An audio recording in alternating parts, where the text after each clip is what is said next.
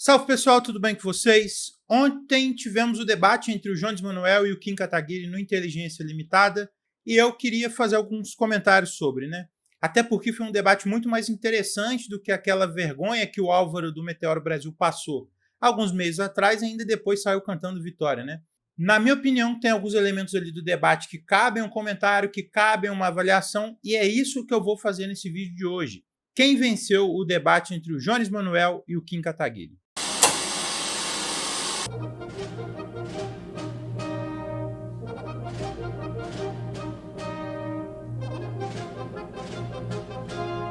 Antes de entrar no tema do vídeo, eu gostaria de agradecer quem tem acompanhado o canal até aqui. Já queria pedir para deixar o joinha no vídeo, se inscrever quem ainda não é inscrito, ativar as notificações quem quiser ser avisado quando novos vídeos saírem. Eu queria agradecer aos membros do canal pelo apoio fundamental que têm dado. É esse apoio que me permite seguir fazendo esse trabalho e ir melhorando ele com o tempo. Queria deixar a sugestão para quem quiser apoiar o canal para que se torne membro. A gente tem vídeos exclusivos, lives exclusivas e outros benefícios. É só clicar em Seja Membro aí embaixo e ver os detalhes direitinho. Eu vou colocar o QR Code na tela também com o Pix, caso queiram apoiar o canal a partir dessa forma, né? Nessa semana eu não vou fazer a live que eu costumo fazer na quarta-feira, porque tem eleição no domingo. E eu quero fazer um material especial para eleição, mas como eu posto os cortes da live no sábado e no domingo, eles acabariam ficando desatualizados, né? No vídeo que vai sair amanhã, vocês vão ver um recado parecido e vão me ver com mais cabelo, porque eu gravei ele antes e ele estava programado para sair hoje, então não se assustem. Beleza? O recado está dado e sejam muito bem-vindos ao canal quem está chegando agora. Bom, gente, vamos lá. O debate do Jones com o Kim foi infinitamente melhor do que o do Arthur Duval com o Álvaro do Meteoro e a avaliação também é bastante diferente. O tema do debate foi muito melhor, foi um debate muito mais focado em questões do Brasil, sem a polêmica vazia do outro, sem essa postura professoral que o Álvaro chegou no debate, que foi uma tragédia e tudo, que eu até comentei na época e quem quiser assistir o card do vídeo está em cima. Então, no geral, foi um debate melhor, com perspectivas distintas ali sobre o Brasil, com visões de mundo bem diferentes e com debatedores melhores também. O Jones e o Kim são bons debatedores, manjam de retórica, sabem fugir ali na hora que aperta, sabem provocar na hora que precisam. Então foi um negócio bem mais equilibrado ali. Essa questão de debate hoje é muito complicada porque não existe mais essa percepção de que o fulano perdeu ou ganhou um debate, muito por conta dos cortes que rodam nas redes. No geral, você tem apoiadores de um lado, apoiadores do outro, e cada um vai falar que o seu lado venceu e pronto. Cada lado vai sair cantando vitória no debate. Isso só não acontece quando o negócio é feio e uma das pessoas que está ali passa vergonha o tempo inteiro e fica muito difícil defender. O caso clássico disso é o do Ciro Gomes com o Rodrigo Constantino, que na época foi na televisão, né? Tem o caso mais recente da Renata Barreto com Elias Jabbour, que ela basicamente passou uma vergonha gigantesca. E teve também, como eu já falei, o caso do Álvaro com o Arthur Duval, que o Arthur atropelou o Álvaro e quem defende que o Álvaro ganhou é maluco. E é até curioso que esse debate de ontem, né, gerou uma certa repercussão. A galera lá no meu servidor no Discord ficou ali achando que podia ser a mesma coisa e tal. E o meu prognóstico foi de que seria um empate com cada um cantando vitória. E o que seria esse empate que eu falei? Né? Não no sentido de que não teve vencedor. É uma situação em que você não tem claramente, universalmente, uma pessoa ali vencedora com cada lado podendo dizer que venceu, né? Você não tem essa situação e que o outro lado ele saiu muito em baixa, ele saiu arrebentado, como foi nesses outros casos aí que eu coloquei. E assim, dito isso, eu acho que teve sim vencedor nesse debate, só que eu acho que não vai ser a mesma coisa desses outros casos que eu comentei. Como impressão geral do debate, eu acho que o Kim ganhou por pouco ali na primeira parte, até o primeiro bloco, nas primeiras perguntas. Ele conseguiu usar a experiência dele como deputado para responder as perguntas do Jones, fugir daquilo que poderia pegar mal para ele, acabou se sobressaindo um pouco. Ele até forçou ali com o Jones a questão de que o Jones não sabia ali o que era estudo de impacto ambiental ou não estava desenvolvendo muito sobre aquilo. Só que depois ficou muito forçado esse negócio de ficar reforçando que o Jones não sabe como funciona o processo legislativo. Isso é irrelevante, dado que o debate ali não é sobre processo legislativo. O Jones não é deputado para saber as minúcias do processo legislativo e ainda assim o Kim forçou demais e ainda escorregou. Quer um exemplo?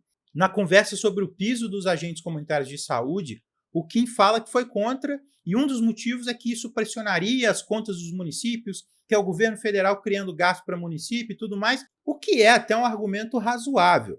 Só que quem paga o salário dos agentes comunitários é o governo federal. Então, como que o deputado fica se vangloriando que o outro não sabe do processo legislativo e não sabe de um negócio desse, sacou? Então, já mostra ali algumas contradições. E aí, no resto do debate, eu acho que o Jones ganhou. E aí, como saldo geral, eu acho que o Jones foi melhor no debate. Quando o próprio Kim puxou o debate para a questão econômica, o sentimento que eu tive é de que ele achou que ia pegar o Jones desprevenido e não pegou. Inclusive, um erro da estratégia do Kim foi ficar tentando colar o PT no Jones, falar que ele defendia as políticas do governo Dilma, e isso para o Jones foi tranquilo, dado que ele não defendeu. Então, ele ficaram os dois batendo nas políticas da Dilma, cada um do seu jeito, e o Kim não conseguiu forçar a mão nisso. E mais para o fim, o Jones ainda se sobressaiu mais, botando o Kim na parede em relação ao apoio ao Ricardo Nunes. Ele jogou essa contradição no colo do Kim e ele não conseguiu responder bem, até perdeu um pouco do equilíbrio ali, né? E assim, ele defende que o Ricardo Nunes é o prefeito mais corrupto de São Paulo, mas vai votar nele e depois bate no Boulos usando a corrupção do PT. Qual que é a lógica disso? Inclusive, o Jones poderia até ter batido mais nisso, dado que o Kim falava nas entrevistas dele, como pré-candidato, que o Nunes nem tinha condições de ganhar do Boulos. Agora ele mudou a leitura dele. Eu comentei isso antes, eu acho que é uma contradição, né, desse discurso que emula um antissistema por parte do MBL, que, na minha opinião, é totalmente fajuto, né? E isso explode agora nessa questão do apoio ao Ricardo Nunes.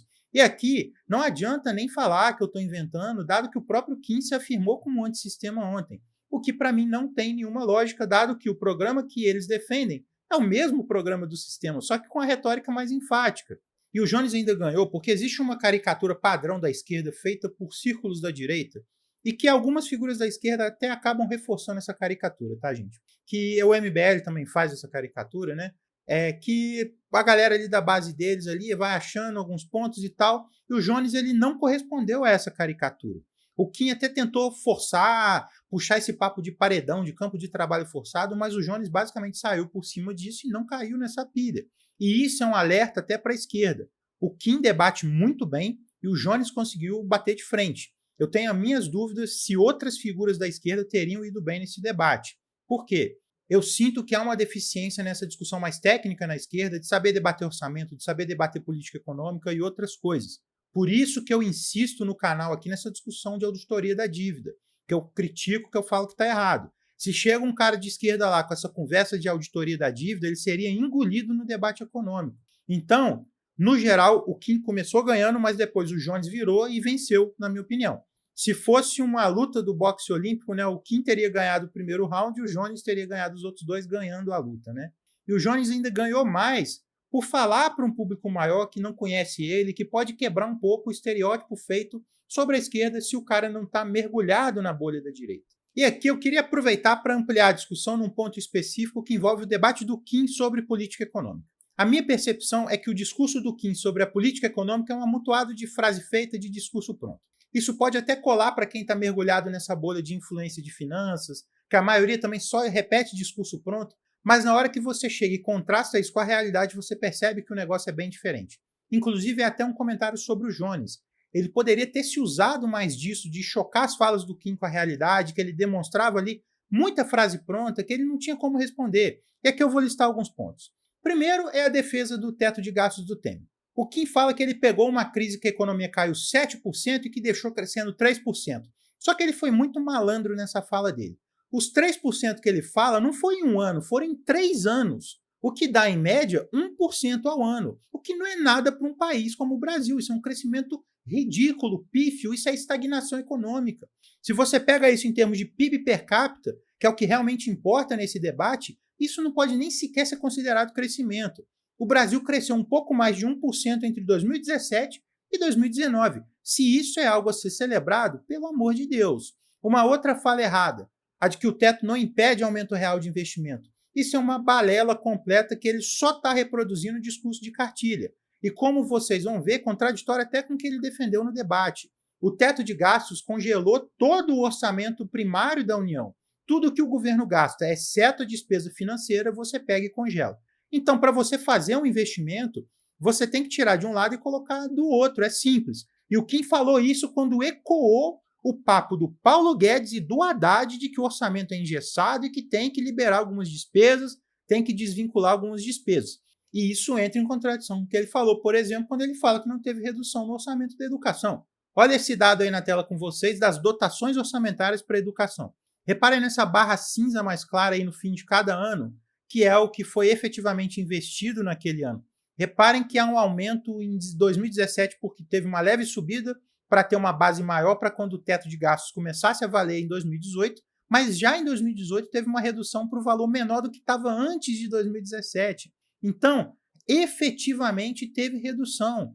E há uma falácia nessa discussão que está ali na premissa do que o Kim está falando, é de que o teto racionaliza o gasto, que ele dá mais eficiência. Esse é um discurso dos defensores do teto. E aí o governo ele vai cortar e ele vai ter que cortar, então ele vai ter que ser mais eficiente. Isso não é verdade e isso não aconteceu. O que aconteceu, na verdade, foi o contrário. Quando você pega o orçamento público, você vê que as emendas parlamentares dispararam a partir dessa época, e um dos motivos é o próprio teto de gastos. Como o governo foi perdendo a capacidade de investimento, o legislativo foi capturando o orçamento da União e tomando para si o orçamento. E isso depois ajudou a gerar essas excrescências aí como orçamento secreto. E ainda tem mais. O governo furou o teto de gastos depois que ele foi instituído 5 vezes. Por quê? Porque ele era impraticável. E aí, olha só que coisa interessante. Cada vez que o governo precisava furar o teto de gastos, ele ia lá no Congresso com uma PECzinha para poder aprovar, o que aumentava o preço das emendas parlamentares que os deputados cobravam para poder garantir esse apoio. Então, o teto de gastos ele aumentou o controle do legislativo sobre o orçamento, ele aumentou a participação dessas coisas aí como orçamento secreto, ele aumentou a participação das emendas parlamentares no orçamento da União. E aí é muito engraçado, né? Porque eu já falei que o teto foi furado 5 vezes, e aí o Kim fala de aumento real em alguns gastos durante o governo Bolsonaro. Mas ele esquece desse detalhe que eu coloquei, que o teto foi furado várias vezes. E aí tem outra coisa. Ele cita aquele discurso batido que, infelizmente, uma boa parte da esquerda não consegue debater, que é o de que a Dilma gastou demais e quebrou o Brasil. Isso não tem respaldo empírico. O governo Dilma, no primeiro ano de mandato, ele reduziu em 11,9% o investimento do governo federal. Ele aplicou um ajuste fiscal logo de cara e ninguém comenta isso. Pega esses dados aí na tela, olha o tamanho do investimento do governo federal no primeiro mandato da Dilma. No segundo mandato do Lula, houve um aumento anual médio de 27% nos investimentos federais. No primeiro mandato da Dilma, esse aumento médio foi de 1%. Aí o Kim vai falar que o governo gastou demais, que isso tirou investimento da economia. Isso também não tem respaldo na realidade. Olha essa tabela que está aí na tela agora. Eu destaquei em amarelo o investimento público e o investimento total. Reparem como que o investimento total responde ao investimento público. Isso é o inverso do que o Kim está falando. E detalhe, olha o dado que eu falei do ajuste da Dilma no primeiro mandato e observem como que o governo Dilma joga o investimento total num patamar até anterior ao do segundo mandato do Lula. E aí tem mais. Ele fala que o Joaquim Levy, o ministro da Fazenda, que o Bradesco indicou para comandar a economia no segundo mandato da Dilma, não teve tempo de trabalhar, que as propostas dele não foram aprovadas e tudo. Isso também não é verdade. Essa é a velha conversa de que o ajuste não funcionou porque não deixaram ele trabalhar, que não foi aplicado direito. Primeiro, que as medidas propostas ali pelo governo são do governo Dilma e não do Joaquim Levy. E aí, o Kim ele joga um discurso ali que os petistas repetiam na época para tentar preservar a Dilma, de que não era o ajuste da Dilma e sim do Joaquim Levy. Segundo, que tem medida ali que não dependia de aprovação do Congresso. O governo não precisa de aprovação do Congresso para fazer bloqueio ou corte no orçamento, e já começa aí, que era a agenda do ajuste. O governo ele aprovou na época as MPs 664 e 665, que eram MPs que cortavam gastos e que depois foram aprovadas pelo Congresso. E, inclusive, na época, o ajuste era vendido como o maior corte de gastos da história do Brasil. Outra coisa, se você pega as notícias da época, você vai ver que o Levy foi aplaudido de pé pela bancada do PT ao apresentar as medidas do ajuste. Ele caiu depois, não foi 6 meses, foi quase 1 ano, por conta do desgaste político. Mas a primeira coisa que a Dilma garantiu junto do novo ministro da Fazenda, que era o Nelson Barbosa, era que o ajuste continuava. Então, ele saiu, mas a política continuou a mesma. Agora, olhem esse discurso do Mercadante, que era o chefe da Casa Civil, e que o mercado tem pavor, né, como se fosse um esquerdista radical. Eu vou botar para vocês aqui uma fala do Mercadante em 2015, em março de 2015. Olha só o que ele fala. Se o Brasil organiza suas contas públicas, faz o ajuste fiscal, mantém o grau de investimento, parte desse recurso virá para o Brasil para alavancar o investimento em estradas.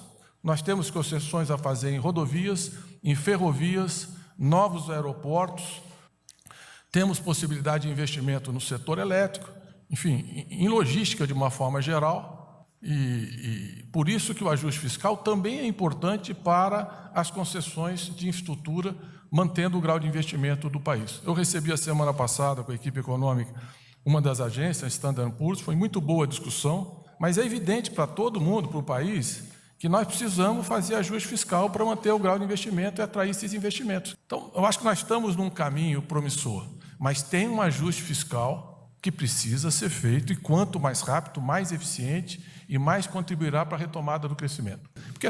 Eu só queria te fazer uma pergunta. Isso é muito diferente do que o Kim está defendendo? Eu ainda vou além. Essa agenda do Mercadante aí, essa agenda do governo Dilma, é uma agenda muito próxima do que o Milei está defendendo na Argentina. Tanto que o resultado é muito parecido.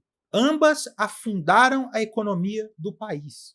E o Milei está jogando a Argentina em recessão agora, e o Joaquim Levy e a Dilma jogaram o Brasil numa recessão violentíssima em 2015. E aqui é um discurso pronto que o Kim repete nessa discussão de política econômica de Argentina, que ele cita lá Argentina, Venezuela. Ele está reproduzindo um discurso de manual. O problema da Venezuela, o problema da Argentina são problemas de déficit comercial. Problema no déficit da balança de pagamento. Não é problema porque o governo gastou demais, isso é conto da carochinha. O governo gastou demais e aí entrou em crise. Isso é conto da carochinha. Se você pega os dados do gasto primário, e aqui eu desafio as pessoas, peguem a relação do gasto primário da Argentina em proporção do PIB desde 2015 e reparem que ele está caindo. A Argentina está em processo de ajuste fiscal desde 2015 e não está dando certo. E aqui não é uma questão de defesa do governo anterior, que eu não defendo. A questão aqui é de colocar em choque a realidade e certos discursos que são muito repetidos e que não têm respaldo. O Kim insiste na defesa do teto de gastos, mas ele também ignora um monte de coisa e o discurso dele é contraditório. Por quê? Ele fala que o teto de gastos fez o juro cair e depois ele fala que os juros crescem hoje porque o governo não para de gastar. Vejam, o teto de gastos ele não lidou com a questão do déficit público na época, ele não resolveu isso. Ele sequer chegou a zerar ou a próximo de zerar o déficit e a nossa taxa de juros caiu. Por quê? Se os juros aumentam por conta do déficit, faz sentido a taxa de juros cair com déficit na casa dos 100 bilhões ou até mais, como que a gente tinha na época do governo Temer? O raciocínio não fecha ali, porque não tem uma base teórica sólida e não tem respaldo empírico. É dogma, na maior parte dos casos, quando não é um discurso pseudocientífico. E uma última coisa que ele enuncia um monte de questões ali sobre o orçamento, sobre o risco do título, de que as pessoas não querem emprestar para o governo. Aí ele fala lá que o governo fez um leilão de título e que só 15% foi vendido, que as pessoas não queriam comprar, que o mercado não queria financiar o governo. Eu nem vou entrar nessas barbaridades aí que ele fala, nessas premissas teóricas dele. Só que, muito provavelmente, ele inventou esse dado. Porque eu pesquisei a última ata do Copom, não tem nenhuma discussão sobre isso. O que eu achei foi uma suspensão de leilão do título do Tesouro recente por conta da greve dos servidores do Tesouro Nacional. Será que ele inventou isso? Onde está essa ata que ele falou? Eu não achei. Talvez ele disponibiliza aí e aí compartilha com a gente. Se eu quisesse, eu faria um vídeo de 1 hora debatendo essas questões e ainda ficar algumas coisas de fora, então eu vou parar por aqui nessa questão econômica. E antes de encerrar, eu só queria deixar alguns comentários mais gerais que eu acho que podem ajudar na reflexão. O primeiro é até meio que uma crítica ao Jones, que ele é bom de debate, que ele é bom de retórica, mas eu acho que ele deveria evitar adjetivações. Isso pode colar com a militância, com a bolha dele, mas ali ele está falando para um público maior e tem que tentar pensar com a mentalidade de fora da bolha. Ele até ensaiou isso, mas eu acho que ele ainda tem alguns cacuetes desse discurso da esquerda falando para a própria bolha, né? Por exemplo, ficar chamando de extrema-direita, de fascista, esse papo todo é um papo que só coloca a esquerda e só afasta as pessoas, e o pessoal que está ali de fora, que não está nessa sintonia, nessa questão, pode até ter uma dificuldade de aprender, de captar essa mensagem dele, né? Eu acho que uma outra coisa que o Jones poderia ter feito é ter jogado mais as contradições entre as premissas e as teses que o Kim defendiam, que eram contraditórias, né, que é o método socrático do debate, né? Dava para fazer isso ali em alguns pontos e você não precisava muito ali para rebater ele. É só ter uma esperteza ali de captar, de identificar a premissa, de ver a tese e mostrar, olha, o que você está defendendo contradiz o que você acabou de falar. Uma outra coisa que ficou muito evidente é que o discurso do Kim é um discurso de cartilha. É um discurso que ele aparenta profundidade, mas na hora que você dá um passo além, não tem nada profundo ali. Já tem muito tempo, mas proliferam essas instituições, think tanks liberais, financiados por bilionários que vão defender um aprofundamento da agenda de privatização, de maior desregulamentação do mercado e tudo. E aí é o caso da Heritage Foundation, da Cato Institute e de vários outros. O discurso do Kim é o discurso dessas fundações. E é curioso ele se dizer antissistema e ecoando isso, né? Só que essas fundações elas conseguem vender uma ilusão de conhecimento, de que existe ali um conhecimento, um discurso científico, sendo que no fundo é propaganda para atender a uma determinada agenda ideológica. Nesse sentido, falta um contraponto a isso, não no sentido de fazer algo fajuto, mas de produzir material, de produzir conteúdo que está ancorado na realidade, em pesquisa sólida, em pesquisa séria, e que mostra como que esse discurso supostamente técnico é falso e que amplia esse debate para vários outros setores. Eu acho que isso é uma coisa a se pensar cada vez mais. Enfim, gente, eu não vou me alongar mais, eu vou ficar por aqui. Eu espero que vocês tenham gostado do vídeo. Vou deixar minhas redes na descrição, meu canal no Telegram, meu canal no WhatsApp, meu servidor no Discord. Entrem lá. Vou deixar as referências do que eu falei e dos dados que eu citei na descrição do vídeo. Um grande abraço para todo mundo e até a próxima.